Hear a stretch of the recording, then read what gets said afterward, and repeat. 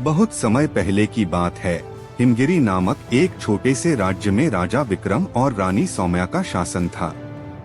यह राज्य अपनी सुंदरता और समृद्धि के लिए प्रसिद्ध था।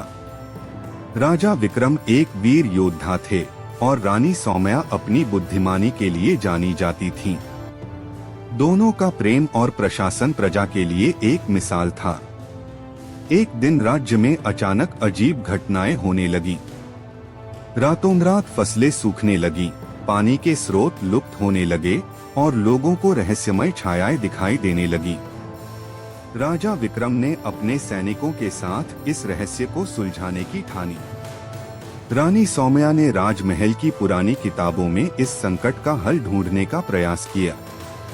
उन्होंने एक प्राचीन ग्रंथ में पढ़ा कि हिमगिरी पर एक शापित गुफा है, जहां एक रहस्यमय शक्ति बसी है।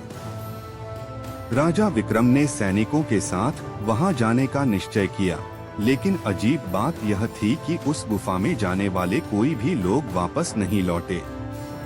रानी सौम्या ने राजा विक्रम को रोकने की बहुत कोशिश की, लेकिन वे नहीं माने।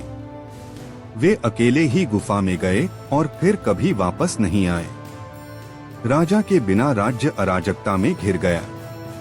रानी सौम्या ने वर्षों तक इंतजार किया, लेकिन राजा विक्रम का कोई पता नहीं चला। लोग कहते हैं कि आज भी पूर्णिमा की रात को हिमगिरी की गुफा से किसी की तलवार की चमक और घोड़े की टापों की आवाजें आती हैं। यह रहस्य कभी सुलझ नहीं सका कि राजा विक्रम का क्या हुआ। क्या वे किसी श्राप के शिकार हो गए या फिर किसी और ही दुनिया में खो गए। यह कहानी आज भी हिमगिरी राज्य के लोगों के बीच एक अनसुलझी पहेली बनी हुई है।